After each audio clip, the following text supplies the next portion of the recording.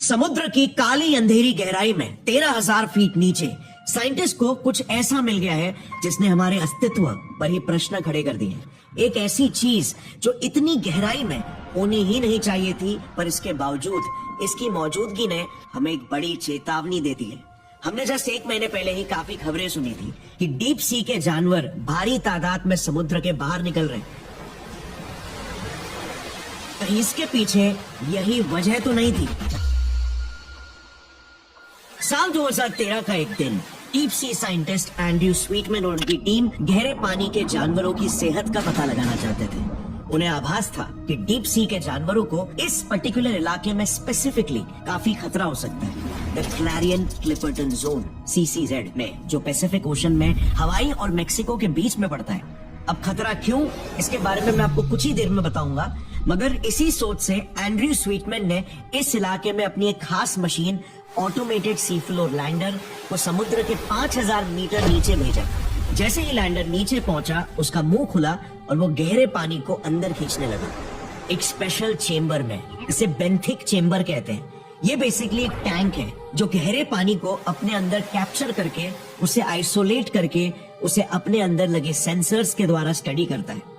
इसके जरिए उन्हें पता लगाना था कि समुद्र के इतने डीप वाटर्स में ऑक्सीजन की मात्रा आखिर कितने स्पीड में कम होती है, क्योंकि जैसे हमें सिखाया गया है, ऑक्सीजन का 80% प्रोडक्शन समुद्र की सतह पर होता है। प्लांट्स, एल्गे, फाइटोप्लैंक्टन्स और कुछ बैक्टीरियाज द्वारा फोटोसिंथेसिस प्रोसेस के जरिए, और फिर यही ऑक्सीजन समुद्र के नीचे के गहरे लेयर्स में डिसॉल्व होकर जाता है, जो मरीन लाइफ को जिंदा रखता है। यानी कि ऑक्सीजन की मात्रा धीरे धीरे समुद्र के गहरे लेयर्स में जाते जाते कम होती चली जाती है, क्योंकि नेचुरली ऊपर की सारी मछलियां उसे यूज कर लेती है। मगर अपने इसी खोज में एंड्रयू स्वीटमैन ने जो देखा वो बिल्कुल ही अजीब था। ऑक्सीजन की मात्रा कम होने की जगह पे उल्टा और तेजी से गहराई में बढ़ रही थी। सारी मछलियों के ऑक्सीजन को यूज करने के बावजूद ऑक्सीजन कम नहीं हो रहा था, बल्कि और बढ़ रहा था। अब कुछ एरियाज में तो इवन सतह के पानी से भी ज्यादा ऑक्सीजन उन्हें गहरे समुद्र में मिला। ये ऑब्जर्वेशन इतना वियर्ड था कि एंड्रू और उनकी टीम को तो पहले तो यकीन ही नहीं हुआ। उन्हें दोबारा टेस्ट करना पड़ा डिफरेंट मेजरमेंट इक्विपमेंट्स यूज करके, और अंत में फाइनली कंफर्म किया कि यस, समुद्र की अंधेरी गहराइयों में कुछ तो ऐसी चीज है जो ये अननोन ऑक्सीजन को प्रोड्यूस कर रही है। इसे नाम दिया गया द डार्क ऑक्सीजन। बट ये डार्क ऑक्सीजन आखिर प्रोड्यूस कैसे हो रहा था, और ये अब तक हमसे कैसे छुपा रह गया? क्या जो डीप सी के अतरंगी और जायंट क्रीचर्स हैं वो इस डार्क ऑक्सीजन पर डिपेंडेंट है क्या? क्या उनकी लाइफ के एवोल्यूशन में इस डार्क ऑक्सीजन का कोई रोल रहा है? ये सारे सवाल एंड्रयू को सताने लगे, और फिर एंड्रयू की नजर एक बहुत ही इंटरेस्टिंग ऑब्जर्वेशन की तरफ गई। आपको याद है, शुरुआत में मैंने कहा था एंड्रयू को एक चिंता सता रही थी कि डीप सी के जानवर खतरे में हो सकते हैं। आखिर कारण क्या था? क्योंकि ये जो क्लैरियन क्लिपर्टन जोन है ना, ये एक बहुत ही फेमस इलाका है स्पेसिफिकली डीप सी माइनिंग के लिए। ये लिटरली अरबपतियों के पैसे छापने की मशीन है, क्योंकि रिसर्च के हिसाब से सिर्फ इस अकेले इलाके में trillions of dollars of metals and minerals मौजूद है, जिसका अगर नंबर्स में इवैल्यूएशन करें तो वो आंकड़ा आएगा करीब 16 से 17 ट्रिलियन डॉलर्स।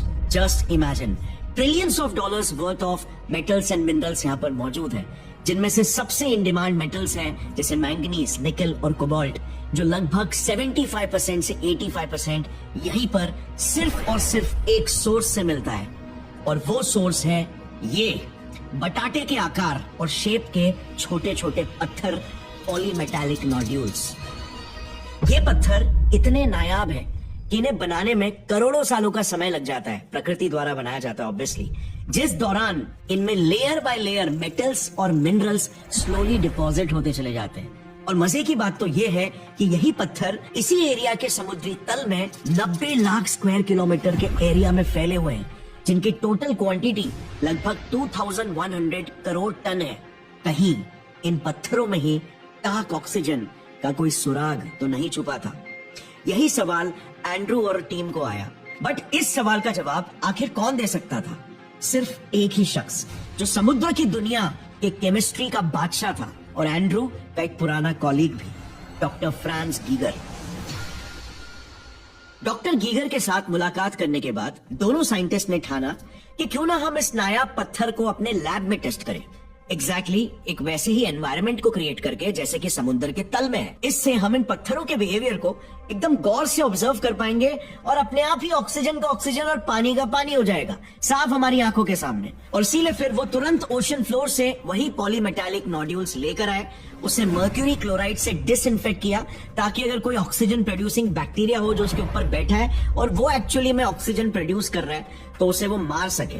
और फाइनली उसे एक एयर टाइट जार में पानी के अंदर रखकर कोल्ड और सॉल्टी वाटर का एग्जैक्ट एनवायरनमेंट रिक्रिएट किया और ऑक्सीजन लेवल्स को ट्रैक करना शुरू किया। और एग्जैक्टली वैसा ही हुआ जैसे डीप सी में हो रहा था। ऑक्सीजन कम होने की जगह पर उस जार में इंक्रीज होने लगा, और वो भी इतना कि नॉर्मल लेवल से 3 गुना बढ़ गया था। यानी कि अब ये तो एटलीस्ट प्रूव हो गया था कि इस नए जन्म में ऑक्सीजन गैस का सोर्स कोई प्लांट या माइक्रो ऑर्गेनिज्म बिल्कुल नहीं है। इस ऑक्सीजन का सोर्स बायोटिक नहीं बल्कि एबायोटिक है। सो फिर आखिर हो क्या रहा था? एक काला खुरदुरा सा पत्थर आखिर ऑक्सीजन की सांसें कैसे छोड़ रहा था? अब बस जरूरत थी सिर्फ एक आखिरी एक्सपेरिमेंट की, जिससे डॉक्टर गीगर का शक फाइनली यकीन में बदल जाएगा।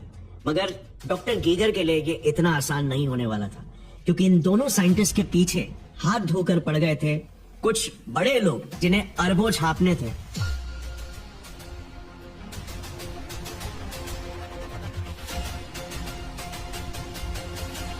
कहानी को बस कुछ समय के लिए यहां पर पॉज करते हैं और मैं आपसे एक सवाल पूछना चाहता हूं। देखो, ऑक्सीजन जो गैस लिटरली हमारी जान है, हमारी आत्मा ही समझ लो, क्या इस गैस की वजह से हमारा जन्म हुआ था या फिर पृथ्वी पर लाइफ यानी कि प्लांट्स ने ऑक्सीजन को जन्म दिया? ऑक्सीजन ने लाइफ को जन्म दिया या लाइफ ने ऑक्सीजन को? काइंड ऑफ लाइक मुर्गी पहले आई कि अंडा, राइट? देखो, आपको ये सुनकर बहुत हैरानी होगी, पृथ्वी का जन्म 4.5 बिलियन सालों पहले हुआ था, राइट? पृथ्वी पर लाइफ का जन्म सबसे पहले 3.8 से 4.1 बिलियन सालों पहले हुआ। मगर आज से बस 2.4 बिलियन सालों पहले तक ही पृथ्वी पर ऑक्सीजन की मात्रा कितनी हुआ करती थी पता है? 0.001%। और आज कितनी है? 21%। और इसीलिए तो आज हम जैसे जीव सांस ले पा रहे हैं और हम जिंदा है। तो सवाल ये आता है कि आज से 2.4 बिलियन सालों पहले पृथ्वी पर एग्जैक्टली ऐसा क्या हुआ था कि मानो ऑक्सीजन का बॉम्ब ही फूट पड़ा। जस्ट इमेजिन करो, आज से 2.7 बिलियन सालों पहले की पृथ्वी बिल्कुल एक एलियन प्लैनेट की तरह ही दिखती थी। घना मीथेन और कार्बन डाइऑक्साइड से भरा नारंगी आसमान, बिना ऑक्सीजन के, सल्फर और आयरन से भरा समुद्र जिसकी सतह पर कुछ बैक्टीरिया और माइक्रो ऑर्गेनिजम्स पनप रहे हैं इसी केमिकल के कचरे पर दावत मनाकर। इन्हीं केमिकल कचरों पर चरने वाले जीवों में जन्म होता है एक हीरो का, जो पृथ्वी की तकदीर ही बदल देगा।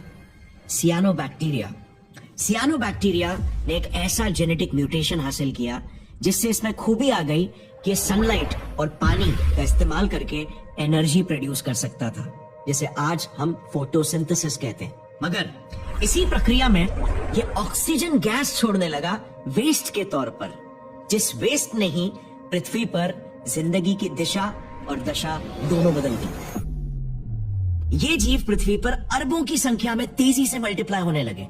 ऑक्सीजन की मात्रा बढ़ती चली गई, मानो पृथ्वी की जमीन और समुद्रों का एक एक इंच ऑक्सीजन की सांसें छोड़ रहा था। इससे हुआ ये कि जो बाकी के केमिकल में पलने वाले जीव थे वो मरने लग गए, क्योंकि ऑक्सीजन गैस उनके लिए जहरीली थी, टॉक्सिक थी, क्योंकि ऑक्सीजन एक्सट्रीमली रिएक्टिव है। मगर इसी बदलती प्रकृति और परिस्थिति ने फिर एक नए नस्ल के जीवों को ही जन्म दे दिया, जिनके लिए ये जहरीला ऑक्सीजन अमृत था। जन्म हो चुका था हमारे माइक्रोस्कोपिक पूर्वजों का, जो फिर इसी ऑक्सीजन गैस की छत्र छाया में, लिटरली छत्र छाया में, क्योंकि ऑक्सीजन गैस ने ही ऊपर एटमॉस्फेयर में ओजोन लेयर भी बनाया, जिसके प्रोटेक्शन में ही हम तेजी से मल्टीप्लाई और इवॉल्व होते चले गए उन सभी रूपों और रंग में जो हमें आज दिखते हैं। इस घटना को साइंटिस्ट ने द ग्रेट ऑक्सीडेशन इवेंट कहा, और इसी के बाद ही पृथ्वी वो ग्रह बन पाई जिसे आज हम घर बुलाते हैं। मगर अब आता है कहानी में ट्विस्ट। इस नए डार्क ऑक्सीजन का मिलना इस बात को कॉन्ट्रडिक्ट कर रहा है, राइट? क्योंकि ऑक्सीजन तो पहले से ही पृथ्वी पर मौजूद थी, एटलीस्ट पानी के डीपर लेयर्स में। इनफैक्ट आज भी कई स्टडीज ने यह बताया कि क्लैरियन क्लिपर्टन जोन में 5000 से 6000 जीवों की ऐसी प्रजातियां हैं जो सिर्फ इस इलाके में ही सरवाइव करती है। 88 से 92% प्रजातियां तो इनमें से ऐसी है जो यहाँ के समुद्र के तल में रेंगती है, मगर हमारे लिए एकदम अननोन और अनडिस्क्राइब्ड है। और ये सारे के सारे इसी डार्क ऑक्सीजन पर ही डिपेंडेंट है। हमें कैसे पता? वेल 1980s में इसी एरिया में कुछ खुदाई की गई थी जस्ट टेस्ट करने के लिए, और पूरा इकोसिस्टम तहस महस हो गया। 70 से 80% जीव तबाह हो गए, इस हद तक कि आज 45 सालों बाद तक ये रिकवर नहीं हो पाए।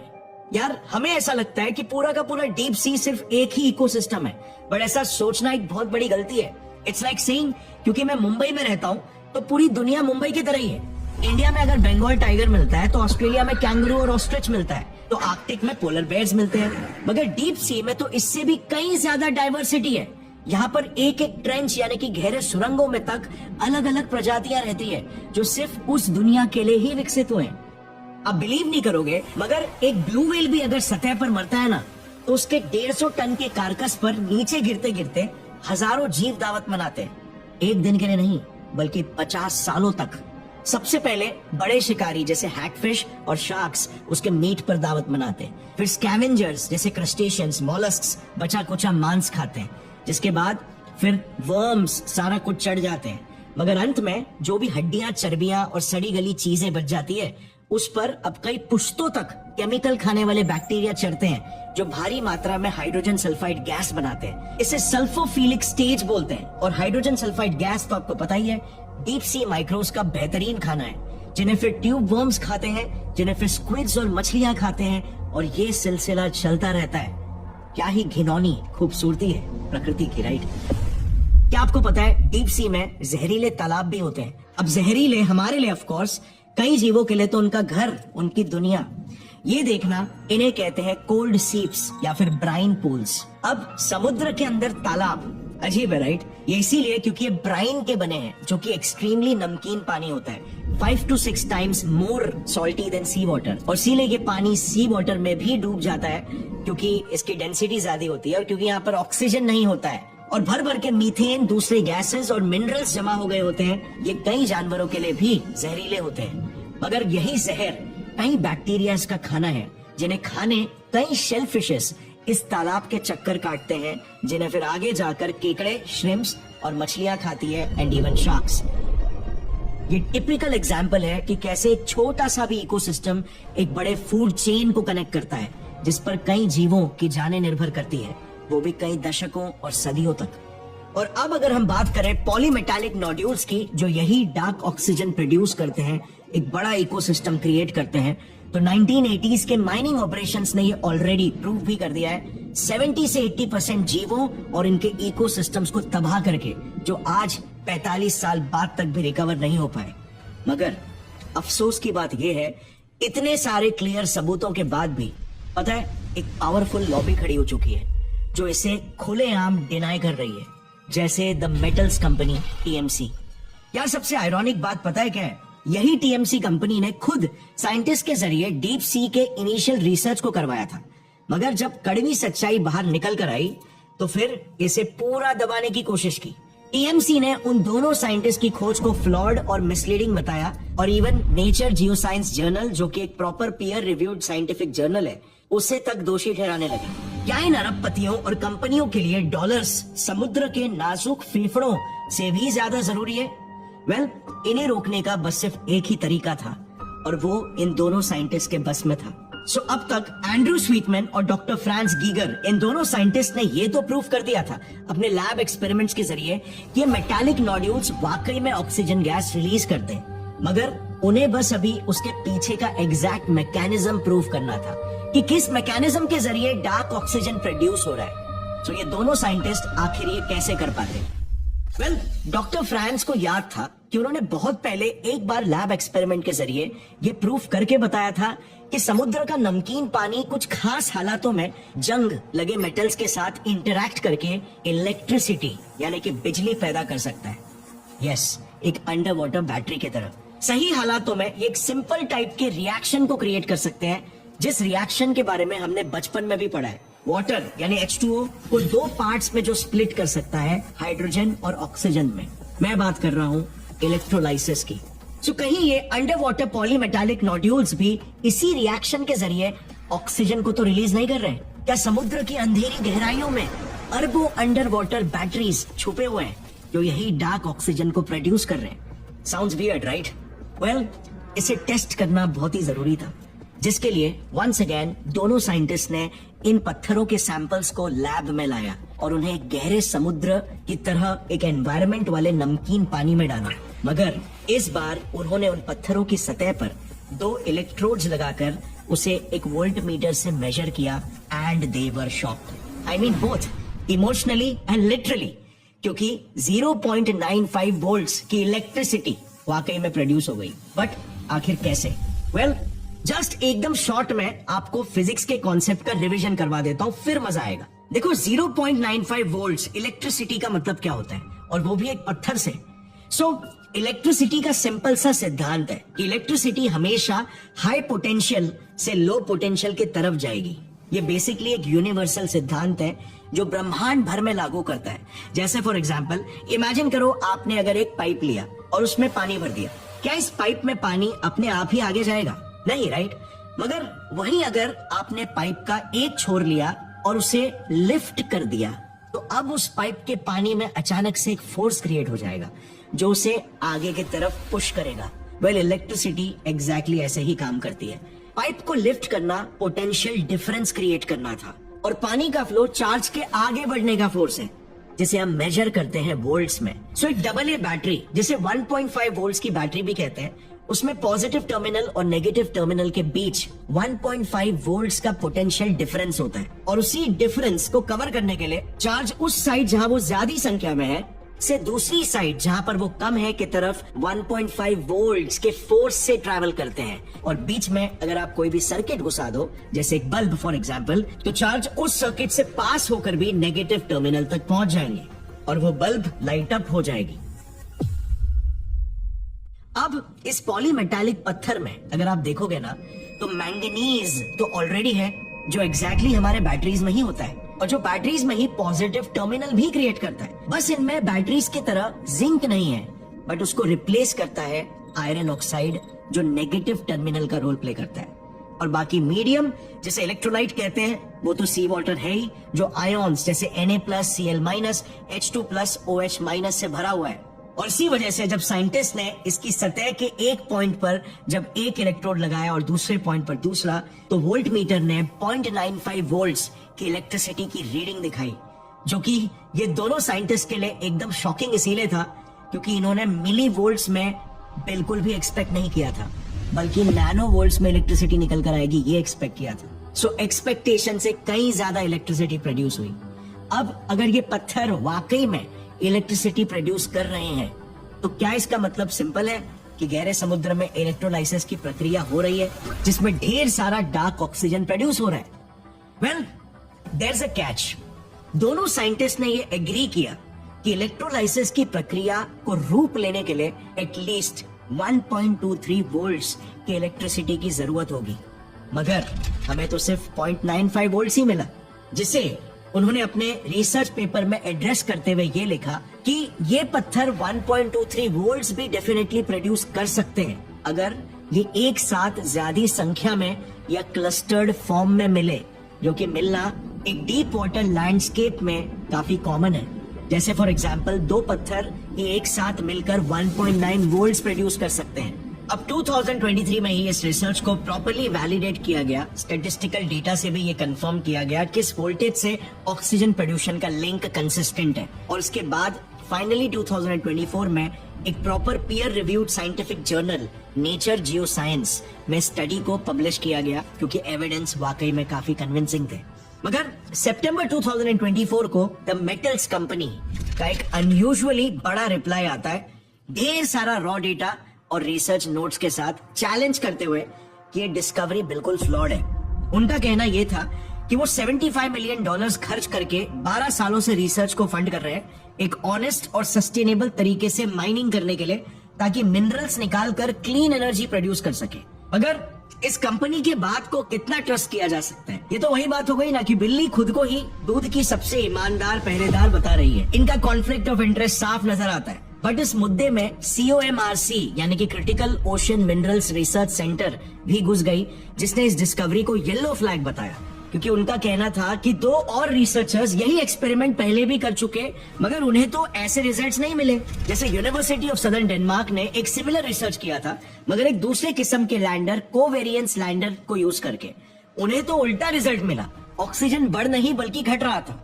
अब इस पर एंड्रू और टीम का रिस्पॉन्स ये था कि कोवेरियंस लैंडर इतना एक्यूरेटली रिजल्ट्स को मेजर नहीं कर सकता है। बट कुछ दूसरे भी जेन्युइन साइंटिस्ट और रिसर्चर्स ने भी कंसर्न्स उठाए हैं। जैसे आरहुस यूनिवर्सिटी के एक इंडिपेंडेंट रिसर्चर बो बार्कर जॉर्गेनसन ने 2 महीने पहले ही एकदम उल्टा रिजल्ट पाया था, और उन्होंने एक मैगजीन को इंटरव्यू में कहा कि स्वीटमैन के रिसर्च में कुछ मेथोडोलॉजिकल फ्लॉज थे।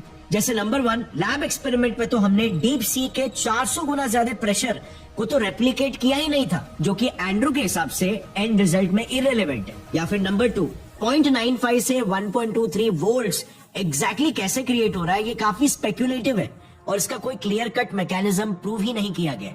और नंबर 3, रिसर्च में हाइड्रोजन गैस को भी एक्यूरेटली नहीं मेजर किया गया, क्योंकि अगर इलेक्ट्रोलाइसिस के जरिए अगर H2O स्प्लिट हो रहा है तो ऑक्सीजन के साथ हाइड्रोजन गैस भी तो रिलीज होना चाहिए, तो क्या हाइड्रोजन गैस बढ़ रहा है? सो ऑल इन ऑल जॉर्गेनसन के हिसाब से इस रिसर्च ने हमें जवाबों की जगह सवाल ज्यादा खड़े करके दे दिए और ये एहसास दिला दिया है कि समुद्र के बारे में आज भी हम कितना कम जानते हैं। सो क्या एंड्रू एंड टीम का रिसर्च गलत है, ये प्रूव हो गया?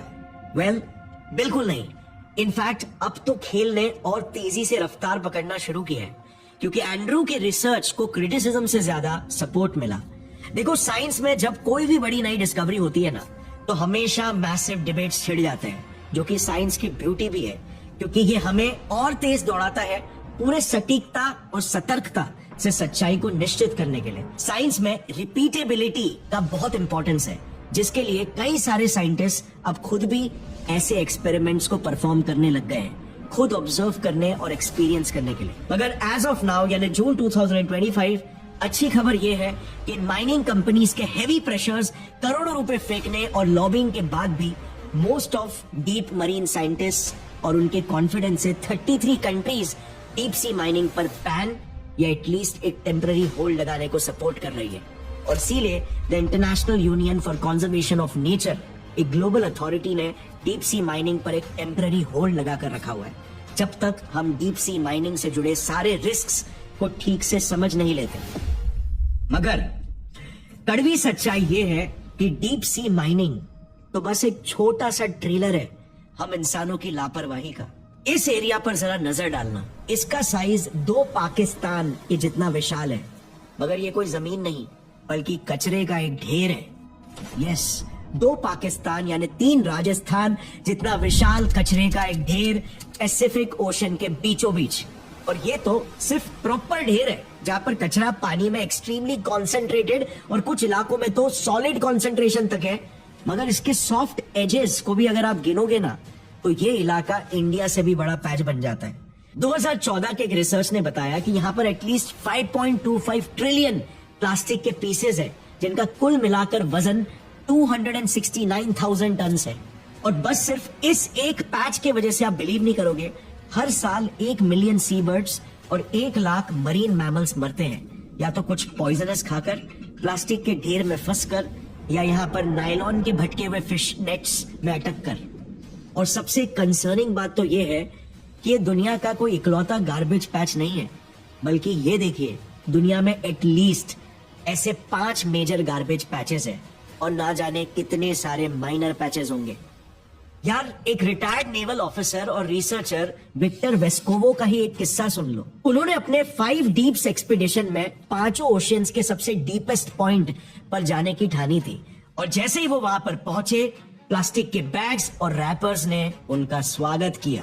But as I continued going along the bottom, cruising around, I did see what appeared to be 1 or 2 particles of man-made matter, and one of them had a letter on it, printed. Just imagine, पानी के 11 kilometre नीचे एक गहरे सुरंग में तक ये plastics पहुंच रहे। अब सबसे बड़ी प्रॉब्लम ये है ये प्लास्टिक्स कभी खत्म नहीं होंगे, कभी नेचुरली डिस्ट्रॉय नहीं होंगे, सदियों तक बस ये जमा होते रहेंगे, जो मछलियों और उनके इकोसिस्टम के लिए टॉक्सिक है। बताता हूँ क्यों।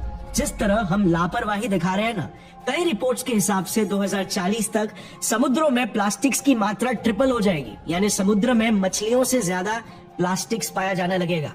Just imagine. और ये तो मैंने मैक्रो यानी बड़े साइज के प्लास्टिक्स की बात की है, जिसका मतलब ये है कि समुद्र में माइक्रो प्लास्टिक्स तो और तेजी से मल्टीप्लाई होंगे। 2017 की एक स्टडी के अनुसार आज 71% सीबर्ड्स और 30% टर्टल्स के पेट में प्लास्टिक्स और माइक्रो प्लास्टिक्स पाए जा रहे हैं, जिनमें से 50% जानवर इसी के वजह से घुटकर मर जाते हैं। पोर्टलैंड यूनिवर्सिटी की एक स्टडी ने तो ये पाया कि 99% मछलियों में जो अमेरिकन खा रहे थे माइक्रोप्लास्टिक्स के अंश मिले। एक और एक रिसर्च ने तो 100% मछलियों के सैंपल्स में यही माइक्रोप्लास्टिक्स पाए। आज इसी वजह से हालत ऐसी हो गई है कि एक एवरेज इंसान हर साल खाने और पीने में 78,000 से 2,11,000 माइक्रोप्लास्टिक्स के अंश कंज्यूम कर रहा है। आप बिलीव नहीं करोगे, यूनिवर्सिटी ऑफ न्यू मैक्सिको के एक रिसर्च ने जब 51 ब्रेन सैंपल्स पर रिसर्च किया तब पता चला हर एक ब्रेन सैंपल्स में एक क्रेडिट कार्ड से भी ज्यादा मात्रा में प्लास्टिक मिला। यस, ब्रेन के मास का 0.5% जो आता है 6 से 7 ग्राम्स प्योर प्लास्टिक, एक क्रेडिट कार्ड जितना सिर्फ आपके दिमाग के अंदर। सोचो फेफड़ों, किडनीज और दूसरे ऑर्गन्स में कितना होगा। और नोट, ये टेस्ट तो अमेरिकन पर किया गया था। इंडियंस में, आप में और मेरे में ये प्लास्टिक की मात्रा बिल्कुल हो सकता है इससे कहीं ज्यादा एक्सीड करती है, क्योंकि we all know it, India में कोई रेगुलेशंस ही नहीं है, ना हवा पानी खाने किसी में भी नहीं।